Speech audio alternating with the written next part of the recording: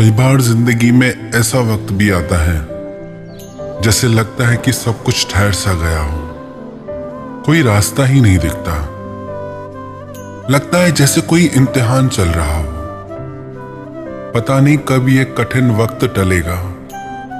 एक बात तो पक्की है कि जिंदगी में दुख और चुनौतियां तो आएंगी ही। यदि आप सोचते हैं कि ऐसा कोई चमत्कार हो जाए जिससे कोई परेशानी, कोई दुख जीवन में आए ही ना, तो ऐसा संभव ही नहीं।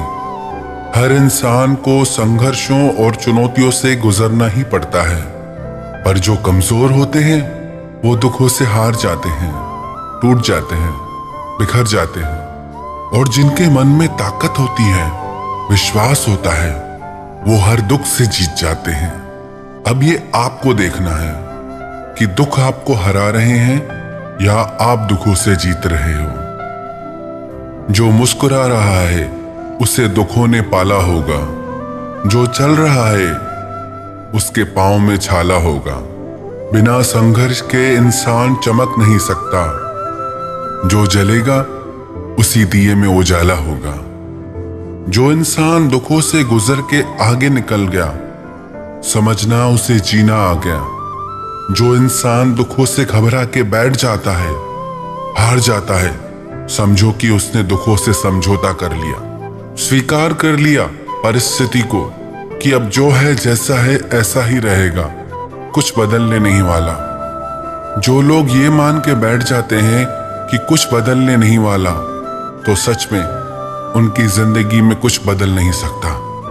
और जो लोग मन में ये उत्साह रखते हैं, विश्वास रखते हैं कि परिस्थिति चाहे जैसी भी हो, उसे बदला जा सकता है, उसे जीता जा सकता है, तो वो कठिन से कठिन परिस्थिति को भी बदल सकते हैं। Faith moves mountains. विश्वास में इतनी शक्ति है कि पर्वतों को भी हिला दे। एक धर्मात्मा राजा था, उसका छोटा सा राज्य था। एक दिन उसके राज्य पे किसी बलवान राजा ने हमला कर दिया। उस राजा की सेना इस राजा की सेना से 4 गुना बड़ी थी। इस राजा ने मन में सोचा, हम तो हारे ही हारे हैं। अगर हम युद्ध में जाएंगे, लड़ेंगे, तो हम सब मर जाएंगे, कोई बचेगा ही नहीं। और अगर नहीं लड़ते तो वैसे भी सब हाथ से चला जाएगा। वो मन में बहुत घबरा रहा था, पर उसे अपने गुरुजी पे बहुत भरोसा था, क्योंकि हमेशा उसके गुरुजी ने मुश्किल की घड़ी में उससे नया रास्ता दिखाया था। वो अपने गुरुजी के पास आया और उसने सारी बात बता दी कि दूसरे राजा ने हमला किया है और उसकी सेना हमसे 4 गुना बड़ी है। तो उसके गुरुजी ने कहा कि आप चिंता मत करो, आपकी सेना का सेनापति आप मुझे बना दो। तो राजा ने कहा कि गुरुदेव, आप कैसे युद्ध करेंगे? आपने तो कभी युद्ध नहीं किया। उसके गुरुजी ने कहा कि मैं जैसा बोलता हूं वैसा करो। राजा ने बोला ठीक है। राजा ने गुरुजी को सेनापति बना दिया। गुरुजी ने सारी सेना को बुलाकर कहा कि यहां पास में काली का मंदिर है और उस मंदिर में बड़ी शक्ति है।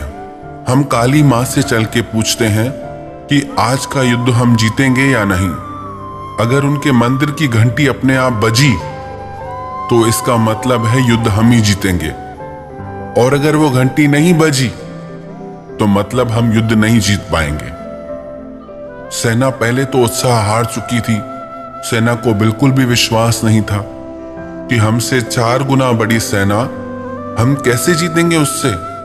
इतनी बड़ी सेना के साथ युद्ध करना तो मृत्यु को बुलावा देना है। पर सबने सोचा कि शूरवीर की गति मरेंगे तो भी हमारा कल्याण होगा। पर उन्होंने सोचा, अब गुरुजी कह रहे हैं तो काली मां के मंदिर चल के देखते हैं। वो सबको उस मंदिर के बाहर ले आए। गुरुजी ने सबको कहा कि आप आंखें बंद करके काली मां से प्रार्थना करो। मैं भी प्रार्थना करता हूं, और उनसे पूछो कि इस युद्ध में क्या होगा, और यदि हम जीत सकते हैं इस युद्ध में तो आप हमें कोई इशारा दो। सारी सेना ने मिलकर प्रार्थना की और वहां पर उस मंदिर की घंटी बजने लगी। उस मंदिर की घंटी की आवाज सुन के सारी सेना को जैसे एक जोश सा आ गया, हिम्मत आ गई, सबका उत्साह बढ़ गया।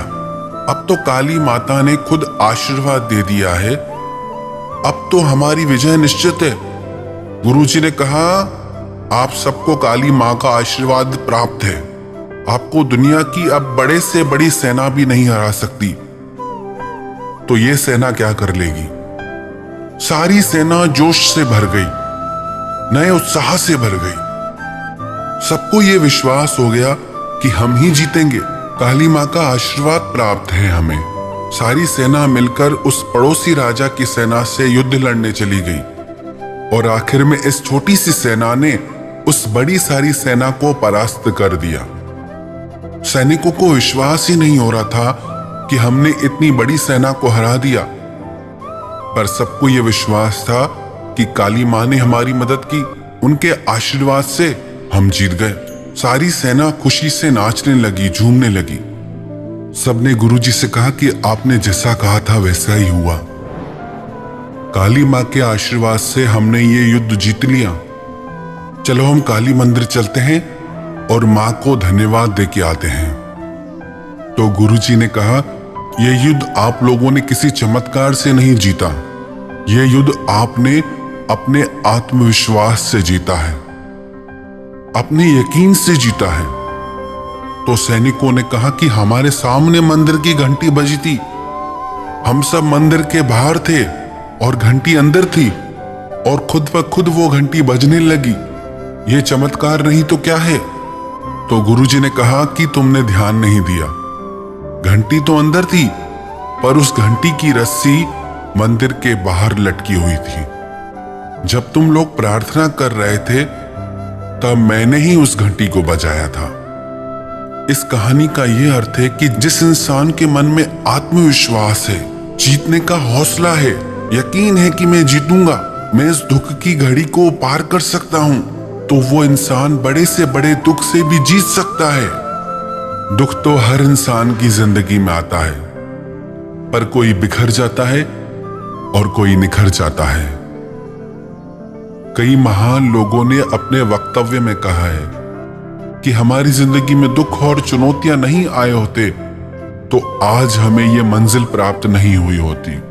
जो इंसान जिंदगी में दुखों से होके गुजरा है, चुनौतियों से होके गुजरा है, दुखों से जीता है, उसका हौसला बढ़ जाता है, उसका आत्मविश्वास बढ़ जाता है और वो इंसान दूसरे के भी दुख दर्द को समझने लगता है।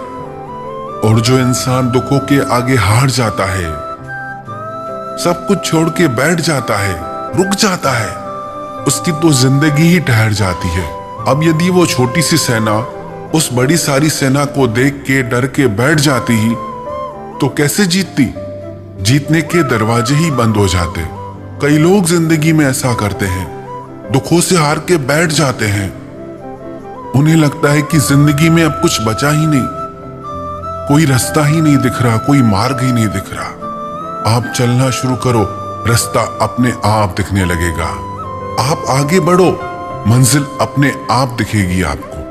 तो जब भी जिंदगी में कोई दुख आए, कोई परेशानी आए, कोई मुसीबत की घड़ी आ जाए, कोई साथ छोड़ के चला जाए, कोई सहारा ना दिखे जिंदगी में, तो मन में ये विश्वास रखना कि हम जरूर जीतेंगे, कि हम इस दुख को हरा के दिखाएंगे। हमारी आत्मा की शक्ति इस दुख से कई गुना बड़ी है। याद रखना एक बात, जिस इंसान ने हार स्वीकार नहीं की, उसके जीतने की उम्मीद हमेशा बनी रहती है। और जो इंसान हार मान के बैठ जाता है, उसकी जीत के दरवाजे ही बंद हो जाते हैं। यदि आप भी जिंदगी में जीतना चाहते हैं तो दुखों के आगे कभी घुटने मत टेकना और जिंदगी में सारे दुखों को पार करके उनसे जीत के दिखाना।